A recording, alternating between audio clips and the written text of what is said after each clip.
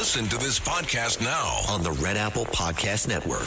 The Idea Gen Global Podcast with George Sefakis. I'm George Sefakis. In a world overflowing with noise, there is one forum where the world's smartest voices connect, where visionaries sit at the same table as innovators, and great minds don't just talk, they act. Download all of Red Apple Media's podcasts right now through your favorite podcast platform. Listen, all you New Yorkers. Excuse me. Taxi. Okay, we're looking around. This is the 77 WABC minicast. Sunday morning. With us today is JT Foxx, a Canadian-American businessman. Yeah, well, he's got businesses all over the world, and he's an entrepreneur, an investor.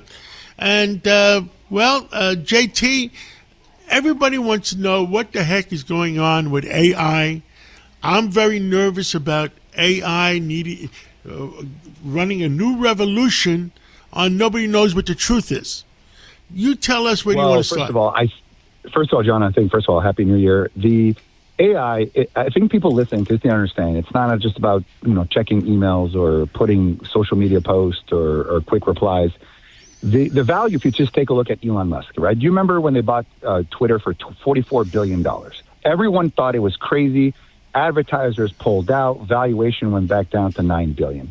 Now that turned out to be one of the greatest AI plays because he took all of the information on X, all the tweets that people put in there, and built his AI on top of that. Just raised $20 billion for a valuation of $250 billion on AI. So that's a good ROI.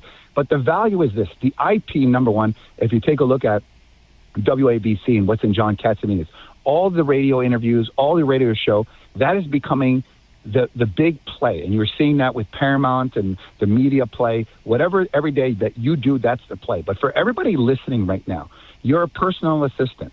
You are a doctor. You are an entrepreneur. You own a spa. You can take what's inside your brain and AI yourself, and you will be able to sell it either as a brain or an AI employee. So, for example, you have amazing Ella and you have a Maureen, great assistant. Well, let's say I say, you know what, I need a great assistant. Like John they've been loyal, they're very good. I could literally, if they wanted to, license their brain, and my AI assistant would think like yours. It allows you to have, for example, you have great staff. Chad, your CEO, great. How about if I have 100 Chads, right? How about if I have 100 John Katsimidas? And I think that's where the thing is, it's going to amplify your good people. And the lazy people, the people that don't want to do anything, don't want to improve anything, they're either going to have to pivot or they're going to be on a job. So, of course, there's some downsides of AI that is unknown and people using it in a bad way. But I think it's going to do far greater into the world because I think we need to take what's inside your brain and generational, John. When you pass away in 50, 60 years, we want to be able to have the John Katsimida's brain for future generation, all of your business, your children, your grandkids. Now, and at what AI point, I read some that they have this new super computer that they think they can download the brain. Have you seen that one? Yes, I did. I mean, listen, remember Y2K was going to be the end of the world. Is it ever going to be possible? I think, well, first of all, I think that the what I would be concerned is, because I have a lot of Bitcoin too, I think I'd be concerned about a supercomputer cracking the quantum Bitcoin blockchain code, and that would cause a problem, right? Because they're not making any more. So as anything, every positive will come with some negative. It just doesn't matter what it is, and it will disrupt a lot of businesses. AI is not an NFT where that was just a stupid fad where people are overpaying for an image. This is real. This is not going anywhere, and it's making us. And I could tell you this, I think Elon Musk will make more money than SpaceX and Tesla and the Boring Company combined with Optimus robots.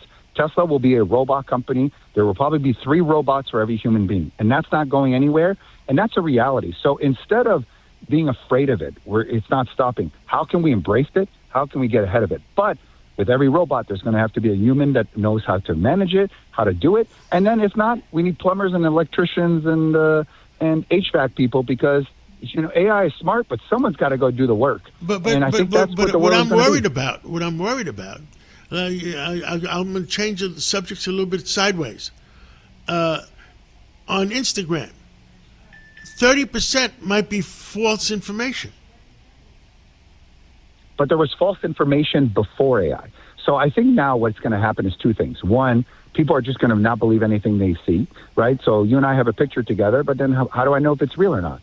Second of all, there will be AI detection tools that these AI companies are going to put is what is the likelihood that it is a detection. You see that with deep fake. But they were before AI, there was people scamming and impersonating people. I mean, there's some fake Instagram profile with your name on there, and you don't even know about it. I think there will always be a downside. But no, here's the thing. I don't believe anything of what I read anyways, unless I listen to your show where it's common sense news. You get both sides of the opinion. And if people are getting their news from Instagram and TikTok, we've already seen, the end of the world. For example, big snowstorm coming, right, this weekend and snowing everywhere, cold and ice. Well, I clicked on a video. My whole feed is all negative, like I'm all going to die in the next couple of days and I can't go anywhere. Last week was a super flu. The algorithms are meant to feed us the information to scare us.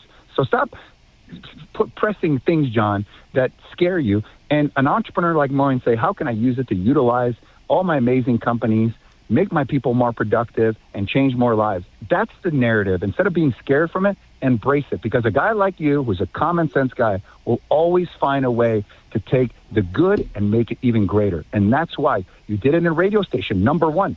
Your radio station was in the toilet. Now it's number one, not only in New York, but all over the country. And so, you know what? You're a risk taker. You know what tools are ahead of us. Technology's changed. And everyone says radio is dead. You jumped in when everybody said radio is dead. So I think people have to take a look at it is that, you know what, people like me and you and people that are listening to your show and get that common sense, they'll use it the right way. And bad people will always do bad things no matter what. Well, JT Foxx, thank you for the update. And let's talk again real soon. Absolutely. Thank you, John.